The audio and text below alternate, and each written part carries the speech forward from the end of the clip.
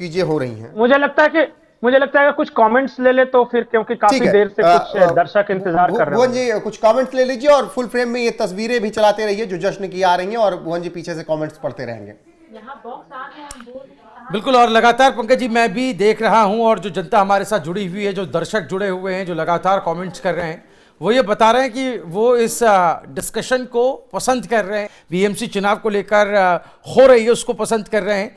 और जो बात आप कह रहे हैं हिंदू यूनिटी की जो बातें हो रही हैं, हमने राष्ट्रवाद की भी बात की अपने इस चर्चा में, उसको भी लोग पसंद कर रहे हैं, और लोग ये मान रहे हैं कि हिंदू जो है वो जाग रहा है, हिंदू एक साथ एक जगह पर पहुंच रहा है। और जो एक छत्र राज हुआ करता था, जिस मराठी मानुष के नाम पर, जिस मराठी अस्मिता के नाम पर एक छत्र राज हुआ करता था ठाकरे परिवार का, वो एक छत्र राज इसीलिए खत्म हुआ क्योंकि यहां पर जो बातें हैं वो सर्वव्यापक बातें हो रही थी, सभी को साथ लेने के चलने की बातें हो रही थी, यहां पर विकास की बातें हो रही थी, जिस पर जनता ने अपने काम की मोहर लगाई है इन कामों पर। अब यहां सवाल यह है कि क्या यहां से बहुत कुछ बदल जाएगा? क्या तस्वीरें भी हम लगातार दिखा रहे हैं और जनता से भी जनता की जो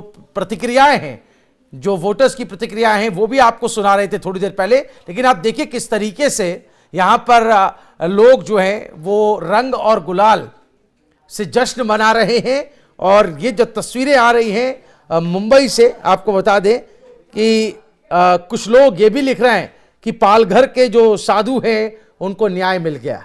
तो बात जो है वो दूर तलक जाती है, इसमें कोई दो राय नहीं है। कोई एक घटना, दो घटना, तीन घटना का जिक्र नहीं है। जनता सब कुछ देखती है। देश के किसी कोने में घटित हो रही किसी भी घटना को भी मद्देनजर रखा जाता है, यह भी जनता नोटिस करती है। और शुरुआत से जो हम कह रहे हैं, आपका चरित्र राजनीति में कैसा है?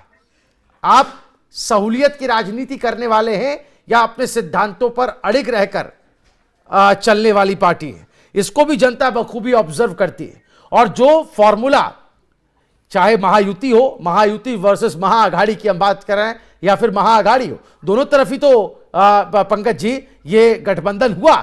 लेकिन एक गठबंधन कामयाबी की तरफ बढ़ा, एक गठबंधन इस अफसोस में डूबा है कि ये हमने क्या किया। तो आप इसको कैसे देखते हैं कि जो गठबंधन का फॉर्मूला बनाया जाता है, गठबंधन जिन शर्तों पर किया जाता है, जिन बातों को मद्देनजर रखते हुए किया जाता है, इसमें बीजेपी कैसे महारत हासिल कर जाती है और कांग्रेस और दूसरी पार्टियां कहां चूक जाती हैं? इसमें इसको थोड़ा सा अगर आपका पॉइंट ऑफ व्यू समझे तो क्या रहेगा? देखिए, मीडिया, मैं आपकी बात कर रहा हूं। आप अभी जो देवेंद्र फडणवीस हैं, इनके राजकाज को किन वजहों से याद कर रहे हैं? आप चर्चा क्या कर रहे हैं? इंफ्रास्ट्रक्चर, निवेश, मुंबई में विकास, इन्हीं सब पे आप चर्चा कर रहे हैं ना। उद्धव ठाकरे की सरकार में आप क्या चर्चा कर रहे थे as a media person? Palghar हत्या, सुशांत सिंह राजपूत, वो एक कौन था इंस्पेक्टर जो कि अंबानी के घर के आगे बम रख के भाग गया था, वाजे, सचिन वाजे, उसका गृह मंत्री जो पाटिल जो गए थे, जो बार वगैरह से पैसे वसूला करते थे। तो सरकार की चर्चा किन वजहों से होती है ना, ये बहुत महत्वपूर्ण है। और मीडिया पर्सन देखिए ना, सुशांत सिंह राजपूत की हत्या हुई, अर्नब गोस्वामी को जेल भेजा, पालघर साधु कहते हैं, ये उस वजह से चर्चा थी। अब चर्चा किस बात की हो रही है? तो मुंबई मेट्रो बन गया, तो अटल सेतु बन गया, और बाला साहब ठाकरे के नाम पे फलाना बन गया। तो आप नरेटिव जनता के बीच क्या है, इसका बहुत महत्व है। दूसरी बात जो आपने कही ना कि इस देश में दो तरह की धाराएं हैं। एक धारा है divide and rule. Divide and rule वाली धारा कहती है कि सिख बनाम हिंदू लड़वा दो, मणिपुर के मामले को ईसाई बनाम हिंदू बना दो जी, नॉर्थ इंडिया बनाम साउथ इंडिया बना दो, और जहां पे सिर्फ हिंदू है वहां जाति का कार्ड खेलो। यह है डिवाइड एंड रूल। और दूसरी धारा यह कहती है एक भारत श्रेष्ठ भारत, आत्मनिर्भर भारत। बटोगे तो कटोगे, एक रहोगे तो नेक रहोगे। तो यही दोनों का नैरेटिव है ना। मैं अपनी तरफ से तो कुछ कह नहीं रहा हूं कि एक आदमी किस मिशन पे काम कर रहा है, जी जी बिल्कुल, डिवाइड एंड रूल पे, और दूसरा आदमी किस मिशन पे काम कर रहा है।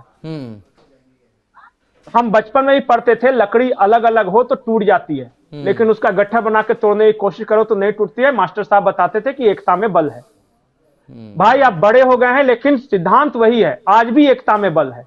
आप एक रहोगे तो श्रेष्ठ भी रहोगे, नेक भी रहोगे, आगे भी बढ़ोगे। और आपस में लड़ोगे, जाति के नाम पे लड़ोगे, धर्म के नाम पे लड़ोगे, हमें बार बार आ रहा है, उस लड़ोगे। कमेंट को ले लेते हैं, क्योंकि इनका ये कहना है, ये मुंबई से ही बात कर रहे हैं, ये कह रहे हैं कि मैं महाराष्ट्रियन हूं, कल वोटिंग के टाइम में पवई में यूबीटी के गुंडे एक तरीके से धमका रहे थे आईआईटी प्रोफेसर्स को और हीरा नंदनानी के लोगों को। तो ये जो धमकाने वाली राजनीति है, इसी पर तो हम बात कर रहे थे। उस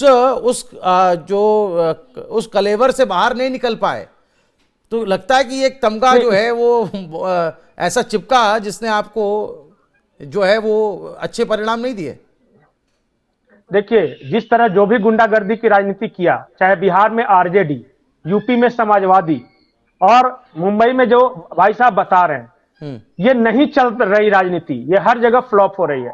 दूसरी बात, वो हीरानंदानी वाला इलाके में मैं गया हूं, पवई वगैरह में, वहां काफी अच्छे लोग रहते हैं, उनके फ्लैट्स हैं और बहुत वेल टू डू फैमिली में रहते हैं। अगर आईआईटी के प्रोफेसर्स को ये धमका रहे हैं तो ये अपना गड्ढा खुद खोद रहे हैं। करेक्ट। क्योंकि हो सकता है डर के मारे कोई कुछ बोले नहीं, लेकिन बूथ के अंदर जाके तो गुप्त मतदान होता है और वो अपने पीयर ग्रुप में और अपनी फैमिली में तो कहेगा जाके कि वो धमका रहा था। आप एक व्यक्ति को धमकी देते हैं तो अपना 4 वोट का नुकसान करते हैं, और आप एक व्यक्ति की सेवा करते हैं तो अपना 4 वोट बनाते हैं। इस बात को हमेशा याद रखिए, ये हर पॉलिटिकल पार्टी के लिए, हर नेता के लिए। तो अब देखिए, सेवा की राजनीति का कोई विकल्प नहीं, मैं बार बार बोल रहा हूं, और हर व्यक्ति की सेवा करनी चाहिए। अगर आप सार्वजनिक जीवन में हैं तो, अगर आपको गुंडागर्दी करनी है, आपको डॉन बनने का शौक है, तो दूसरे रास्ते हैं आपके लिए। नहीं, हिंदी हमने तो ये भी देखा, हिंदी थोपे जाने की बात हो, मुंबई के छीने जाने का डर दिखाया गया हो मराठी वोटरों को, सिर्फ बाहर के लोगों को नहीं, मराठी वोटरों की भी बात हो रही है। निगेटिव पॉलिटिक्स है। हाँ, ये निगेटिव पॉलिटिक्स है। निगेटिविटी से किसी को कुछ नहीं हासिल होने वाला। आप पॉजिटिव लेके चलो। आप अगर महाराष्ट्रियन मराठी फैमिली की सेवा किए होते, अगर उनके लिए कुछ बढ़िया किए होते तो वो जरूर देते, लेकिन सिर्फ इस बात के लिए कि भाई दूसरे को भगाना है इसलिए आप हमको वोट दे दो, मुझे नहीं लगता है कि बहुत सारी फैमिली से इत्तेफाक रखेगी। नहीं, राज ठाकरे जब आए उद्धव के साथ में, आपको लगता है क्या तभी से ये चीजें बहुत ज्यादा एक्सट्रीम होने लगी? और सोशल मीडिया पर तो हमने लगातार, अब आए दिन, हर दूसरा दिन ऐसा होता था जब ऐसी वीडियोस तैरती हुई दिख जाती थी जहां पर कोई ना कोई वायरल वीडियो होती थी। आप गैर मराठी लोगों को दबाव बनाते थे, कहीं शोरूम में दबाव बनाते थे, ऑटो वाले के ऊपर दबाव बनाते थे, रेडी पटरी वाले पर दबाव बनाते थे। तो ऐसी वीडियोस तो हर दूसरे दिन आने लगी थी, और नेता भी खास तौर पर जो जाने माने नेता हैं, उनके भी चेहरे आने लगे थे जो इस डर बनाए रखने को समर्थन देते थे। तो इसको आप किस रूप में देखते हैं? क्या राज ठाकरे का आना ये हो गया कि हम तो डूबेंगे सनम, तुम्हें भी साथ ले डूबेंगे? क्या ऐसी स्थिति राज ठाकरे आने के बाद हुई है क्या? मैं तो शुरू से बोल रहा हूं कि राज ठाकरे की पॉलिटिक्स निगेटिव पॉलिटिक्स है, सेवा की राजनीति नहीं है। वो डर की राजनीति है, खौफ की राजनीति है, विभाजनकारी राजनीति है। और बहुत सारे लोग, हो सकता है कि कुछ यंग महाराष्ट्रियंस लड़के उनके साथ होंगे जो हर चौराहे पे ये मंसूबा बना रहे होंगे, प्लानिंग कर रहे होंगे कि कोई भैया आएगा या कोई साउथ इंडियन आएगा तो इस बार उसको सबक सिखाएंगे, उसका पैसा छीन लेंगे, उसको मारेंगे, ट्रेन के सीट से निकाल के फेंक देंगे। ये हो सकता है, लेकिन इससे मैं आपको बताऊं कि आपके राज्य का भला नहीं होता, किसी भी राज्य का नहीं होता। करेक्ट।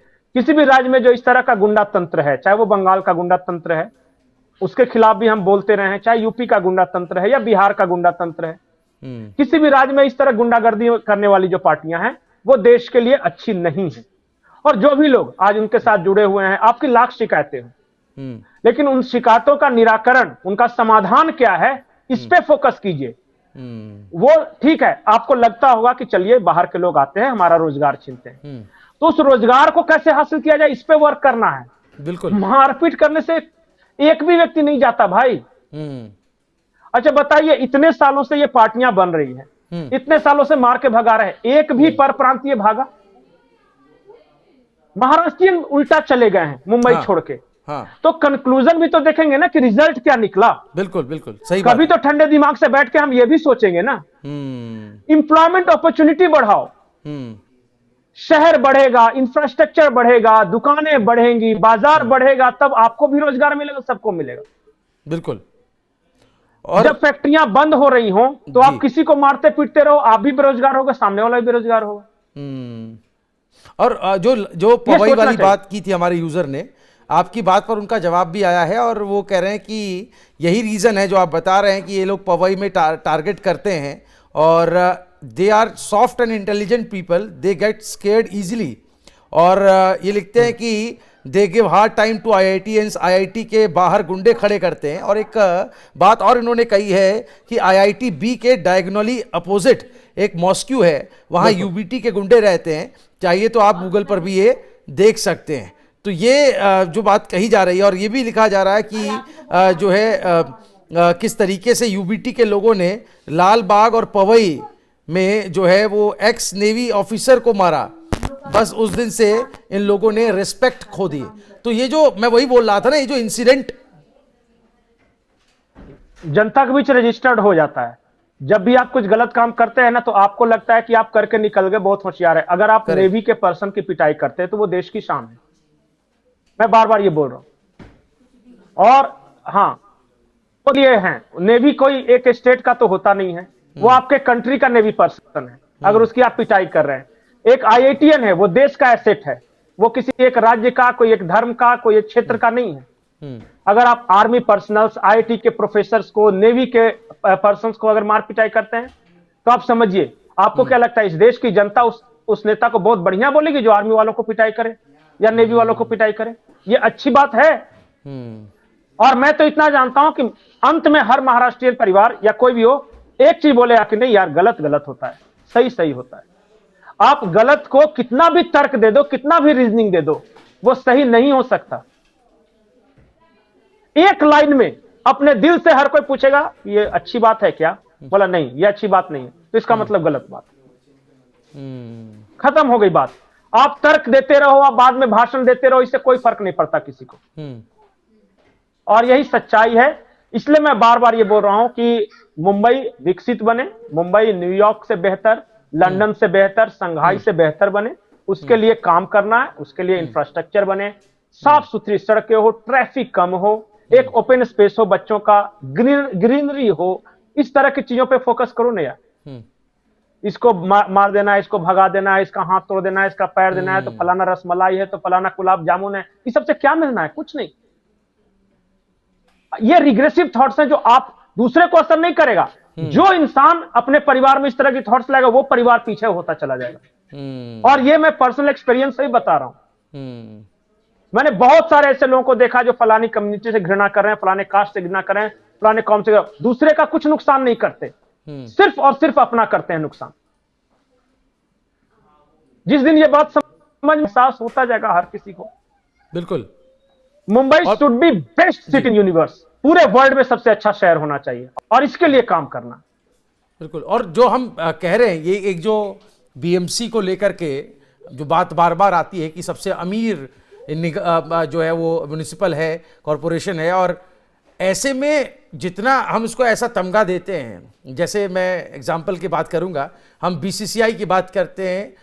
BCCI जिस तरह से एक अमीर क्रिकेट बोर्ड है, तो उसके साथ उतनी ही बड़ी जिम्मेदारी भी आती है, और वो उसी जिम्मेदारी को बखूबी निभाता भी है, पूरे विश्व के लिए, वर्ल्ड क्रिकेट के लिए एग्जाम्पल बनता है। ऐसे ही निगमों में अगर BMC की बात आएगी तो उसकी भी परफॉर्मेंस को आंका जाएगा, और वो भी एक तरीके से नज़ीर बनेगी दूसरे निगमों के लिए। तो आपको लगता है अभी तक कई मौके थे जिनको गंवाया गया, या फिर वो अमीर तो है लेकिन अपने साथ बदनामी का बोझ ज्यादा लेकर चलती रहे, चाहे वो सड़कों पर गड्ढों की बात हो, पानी भर जाने की बात हो। आप तो वहां पर रहे, आपने ट्रेन का भी जिक्र किया कि कैसे लाइफलाइन है ट्रेन वहां पर, उसमें भी चढ़ जाना अपने आप में एक संघर्ष होता था, और कामयाबी उसको उपलब्धि मान लेते थे लोग कि हाँ भाई आज तो हमने ट्रेन में बैठने का।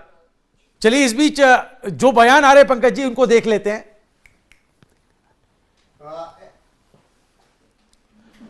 आनंद दुबे हैं, शिवसेना UBT के नेता, लिखते हैं ऐसी स्थिति बताती है कि हमें सुधरना होगा, बीजेपी से मुकाबले के लिए बीजेपी जैसा बनना होगा, बीजेपी से मुकाबला करना है तो रात 2 बजे तक जगना होगा और 4 बजे सुबह उठना होगा। अगर आप इस तरह नहीं कर सकते तो फिर राजनीति छोड़कर कुछ और करना चाहिए। तो अभी तो हम सिर्फ बात ही कर रहे थे और ऐसे बयान आने शुरू हो गए। तो आनंद दुबे हैं, शिवसेना यूबीटी के नेता हैं, और अगर पंकज जी मेरी आवाज आप तक आ पा रही है तो आनंद दुबे जी की इन बातों पर क्या कहना चाहेंगे आप? हम तो अभी जिक्र कर ही रहे थे, तो सुर अभी से ही बदलने लग गए हैं। नहीं, इन्हीं की बात मैं कर रहा था कि ये कह रहे हैं कि दूरबीन से देखने पर भी वहां गठबंधन नजर नहीं आता। तो जाहिर तौर पे इंडिया गठबंधन तो अब देश में कहीं है भी नहीं। वो लोकसभा चुनाव के लिए था, अब कोई उसका नाम भी नहीं लेता। बिहार में महागठबंधन करते हैं और वो महाविकास अघाड़ी भी नहीं रहा, अब तो कांग्रेस अलग और यूबीटी प्लस हो गया वहां पे। तो अब उस चीज को छोड़ ही देते हैं। महागठबंधन तो कहीं है नहीं, सुविधा के अनुसार राजनीति है, किसी राज्य में कोई अलाइनमेंट कर लेता है। ठीक, तो वो है। दूसरी बात इन्होंने जो कही मेहनत, वही बात मैं भी कह रहा था कि अगर आपको बीजेपी से मुकाबला करना है तो आपको अमित शाह जैसा डेडिकेशन चाहिए, आपको मोदी जैसा डेडिकेशन चाहिए। आप इनकी मेहनत देखो ना, आज मोदी जी जिस उम्र में जितनी मेहनत कर पा रहे हैं उनसे आधे उम्र के नेता नहीं कर पाते। अब जैसे मैं कल ही परसों एक डिस्कशन कर रहा था कि अभी देर शाम तक अमित शाह बैठे रहते हैं लोकसभा की लाइब्रेरी में, किताबें खंगालते रहते हैं। उनको क्या जरूरत है यार, देश के गृह मंत्री बन गए, मोदी जी 3 टर्म प्रधानमंत्री बन गए, उनको क्या जरूरत है इतनी अब मेहनत करने की? लेकिन फिर भी करते हैं। पंकज जी, यही बात अगर याद करूं मैं तो तेजस्वी यादव ने बिहार चुनाव के दौरान कही थी एक इंटरव्यू में, जब उनसे पूछा गया ठीक है आपकी विरोधी पार्टी है बीजेपी, लेकिन उनमें अगर एक खासियत बतानी हो तो क्या बताएंगे? तेजस्वी यादव ने कहा कि कुछ भी हो मानना पड़ेगा उनकी मेहनत को। हालांकि उन्होंने फिर एक नेता के तौर पर, विरोधी नेता के तौर पर कहा कि भले गलत दिशा में मेहनत करें लेकिन वो मेहनत करते हैं, 24/7 करते हैं और वो मेहनत से कभी भागते नहीं है। उनका छोटा सा छोटा कार्यकर्ता मेहनत करता है। बाद में आगे चलकर उनके इस बयान को बहुत बीजेपी ने भी चलाया, उनके कार्यकर्ताओं ने भी चलाया कि विरोधी भी हमारे फैन है, और कहा गया कि एक ये भी बयान तेजस्वी यादव को भारी पड़ गया था बिहार विधानसभा चुनाव में। तो जब तमाम बड़े नेता विरोधी जो हैं वो भी अगर ये बात कहने लगे कि भाई इनकी मेहनत को आप नकार नहीं सकते, तो निश्चित तौर पर फिर आप उसके लायक हैं जो आप हासिल कर रहे हैं, जो आज आप बीएमसी में आज जो बीजेपी हासिल कर रही है। नहीं, यही मैं बात कर रहा था कि आप कंपैरिजन कीजिए, राहुल गांधी की उम्र कितनी कम है मोदी जी से, लेकिन कौन कितना टाइम डेडिकेट कर रहा है। मैं अच्छा बुरा कही नहीं रहा हूं, मैं वही थोड़ी देर पहले चर्चा कर रहा था ना कि हर चुनाव होगा, चुनाव के बाद छुट्टियां मनाने जाएंगे, फिर आ जाएंगे। ये छुट्टी मनाने वाली राजनीति नहीं चलेगी, खास करके जब तक मोदी शाह है तब तक नहीं चलेगी। और मैं अगली पीढ़ी को भी देख रहा हूं, मैं योगी जी को भी देख रहा हूं, वो भी डेडिकेशन, उतना ही मेहनत, उतना ही टाइम। तो कैसे आप इनसे पार पाना है? एक तो इनका संगठन, पंकज जी एक चीज और है, आप संगठन है, आइडियोलॉजी है। नोटिस किया होगा कि जम्मू हारे, झारखंड हारे, हिमाचल हारे, तेलंगाना, कर्नाटक, पश्चिम बंगाल, इधर से ये नहीं कहा गया कि भाई वोट चोरी हो गया, ईवीएम हैक कर लिया, धांधली कर ली कांग्रेस ने। ये सब बातें इधर से नहीं कही गई। उन्होंने कहा कि जनता ने हमें बहुमत नहीं दिया, हमें नहीं चुना, हम इसको सहार स्वीकार करते हैं, हम अगली बार इससे ज्यादा मेहनत करेंगे, अलग रणनीति के साथ आएंगे, हम अगली बार जीतेंगे। भले अगली बार फिर हार गए, अगली बार फिर उनका यही बयान रहा। तो मुझे लगता है कि एक परिपक्व खिलाड़ी, एक परिपक्व नेता इसी तरीके की बयानबाजी करता है। वो इस तरीके की हिला हवाला नहीं देता है कि स्याही चोरी हो गई, स्याही लगा दी, लीपापोती कर दी, ईवीएम लेकर भाग गए। हम लोग बचपन में कहा करते थे कि पढ़ाई तो खूब किए थे पापा, लेकिन इस बार मैडम क्वेश्चन बहुत टफ सेट कर दी, नहीं तो हम पढ़ने में बहुत बढ़िया थे। यही बोलते थे ना बचपन में। या फिर मैं लिख रहा था लेकिन स्याही खत्म हो गई, नहीं तो मैं तो 90 लाता। वो उसी तरह के ये बहाने हैं। देखिए बीजेपी ने 2 भी सीट आई थी ना, उस वक्त भी अटल बिहारी वाजपेयी की पंक्तियां जो हम आमतौर पर दोहराते हैं, उस वक्त भी अटल बिहारी वाजपेयी ने यही कहा था कि क्या हार में क्या जीत में किंचित नहीं भयभीत में, कर्तव्य पथ पे ये मिला, ये भी सही वो भी सही। तो जो 2 सीट लाकर भी ये ऐसा कह सकता है। और राजीव गांधी का एक बयान मुझे याद आता है। राजीव गांधी को आई थी 141 सीटें और बीजेपी को आई थी सिर्फ 88। राजीव गांधी रो रहे थे कि बीजेपी को 88 आ ही नहीं सकती, ऐसे कैसे हो सकता है, जरूर कुछ गड़बड़ हो गया है। मैंने कहा कि बहुत विद्यार्थी बस्ता भारी। उसी वक्त समझ में आ गया कि ओ, इन लोग जब तक सत्ता में है तभी तक लोकतंत्र ठीक है, और जैसे ही हार मिलने लगी लोकतंत्र में 20 कमियां हो जाती हैं। तो देखिए एक स्पोर्ट्समैन स्पिरिट, और मैं 3-4 चीजें तो मानता हूं कि देखिए संगठन, नीति, नियत, डेडिकेशन, इन सारे पैमानों पे आप ये कर लीजिए। वो सिर्फ बिखरे हुए परिवार हैं यार, कि जैसे कि मेरा परिवार का राज था तो मेरा हमको मिलना चाहिए। तो देखिए, शुरू से शुरू कीजिए। नॉर्थ से जम्मू कश्मीर में उमर अब्दुल्ला, फारूक अब्दुल्ला और महबूबा मुफ्ती, इसको लगता है कि मेरा परिवार था तो हम ही का सत्ता रहना चाहिए। उसी तरह नीचे आ जाइए तो चौटाला का परिवार, तो पता नहीं अभी कौन है वहां कांग्रेस के जाट नेता, उनका परिवार, तो वो परिवार के लिए है। दिल्ली में आ जाइए, गांधी परिवार पूरा, यूपी में मुलायम परिवार, बिहार में लालू परिवार, झारखंड में सोरेन परिवार। तो ये सब परिवार हैं कि मतलब मेरे परिवार की सल्तनत बनी रहे। और ये दक्षिण तक चला जाता है, स्टालिन के परिवार तक। तो एक तरफ वो पार्टियां हैं जो सिर्फ अपने परिवार, अपनी विरासत बचाने के लिए लड़ रही है, और एक तरफ वो लोग हैं जो आम लोग हैं, मेहनत करके आगे बढ़े हैं, डेडिकेशन है, वो सत्ता के शीर्ष पर पहुंच के भी 12 घंटे 13 घंटे काम कर रहे हैं। दोनों में फर्क तो रहेगा ना, और बस यही फर्क है। बिल्कुल, आपने स्पोर्ट्समैनशिप की बात की। तमाम ऐसे प्लेयर आते हैं जो बाद में कहते हैं कि मुझे नहीं चुना गया, एक परफॉर्मेंस के बाद ड्रॉप कर दिया गया। लेकिन ड्रॉप कर दिया गया वो बड़ी बात नहीं है, आपने उसके बाद मेहनत कितनी की, आपने उस मेहनत से अचीव क्या किया। हाल फिलहाल में अगर आप झारखंड से ही हैं, ईशान किशन की मैं बात करूं, ईशान किशन किस तरीके से बाहर कर दिए गए, फिर उस लड़के ने क्या मेहनत की, कमाल की, झारखंड को पहली बार चैंपियन बनाया और आज टीम इंडिया में सिलेक्शन हुआ। 2012 में आप ऐसे जाएंगे तो एक बड़े कान मोटा सा विराट कोहली तब हुआ करता था, और उसको लगा एक दिन कि नहीं भाई, इस फिजिक में मैं भारतीय टीम का प्लेयर या कप्तान तो नहीं हो सकता हूं। उसके बाद क्या परिवर्तन उस लाइफ में, आज सबसे बेहतरीन फिटनेस के साथ वो खेल रहे हैं। तो आप अपने लिए किस तरीके से गोल तय करते हैं, उसको अचीव कैसे करते हैं। जो हो गया सो हो गया, लेकिन अब वो नहीं होगा, ये बदलना होगा। और बीजेपी के अंदर यही खासियत होती है। कल को शायद बीजेपी हारने लगे तो फिर सवाल जवाब होंगे कि भाई यहां गलती कर दी, यहां गलती कर दी। लेकिन अभी तो उन्होंने पिछले 11 साल में वो सब कुछ अचीव किया है जिसकी संभावनाएं नहीं की गई। क्या कुछ नहीं कहा गया कि चाय वाला, नाली का कुछ बोल दिया गया, कितनी गालियां दी गई। लेकिन वो एक जो टैबू था कि राहुल गांधी परिवार, लालू परिवार, मुलायम परिवार, चौटाला परिवार, अब्दुल्ला परिवार, इसकी आप बात कर रहे हैं मुफ्ती परिवार, इन्हीं का वर्चस्व था भारतीय राजनीति में। एक आदमी निकलता है गुजरात से बिना किसी बैकग्राउंड के, और वो देखिए कहां तक इतिहास रचता है। तो आप कहां से आए इंपॉर्टेंट ये नहीं, आप कहां तक गए। शीर्ष पर पहुंचना भी आसान है, लेकिन शीर्ष पर बने रहना बहुत कठिन है, और वो 11 सालों में इन सब ने करके दिखाया है। तो फिर इसीलिए कहा जाता है कि इन्होंने काम किया है। बिल्कुल रोहित, अपनी मेहनत। जी बिल्कुल रोहित, आपकी बातों पर मुझे एक लाइन याद आ गई। वो कहते हैं कि सवाल ये है कि हवा आई किस इशारे पर, चिराग किसके बुझे, ये सवाल थोड़े है। तो मुझे लगता है कि जो आप बात कह रहे हैं वो इसी शायरी में छिपी हुई है कि पंकज जी, यहां पर जो स्थिति आकर के खड़ी हो गई है, सब कुछ देखकर आंख कान खोल करके बैठे लोग अगर स्थिति का मूल्यांकन नहीं कर पा रहे हैं, उसको समझ नहीं पा रहे हैं, तो उसको नासमझ कहें, क्या कहें, आपके उसमें क्या कहें। क्योंकि घाघ राजनीतिज्ञ बैठे हैं कांग्रेस में भी, जो आज से नहीं बरसों बरस से राजनीति कर रहे हैं। राजनीति का कहरा जिन्होंने सिखाया दूसरे लोगों को, वो राजनीति के सोपान पर पहुंच गए, लेकिन वो लोग आज अपने ही पार्टी को नहीं उठा पा रहे हैं। क्या वजह मानते हैं?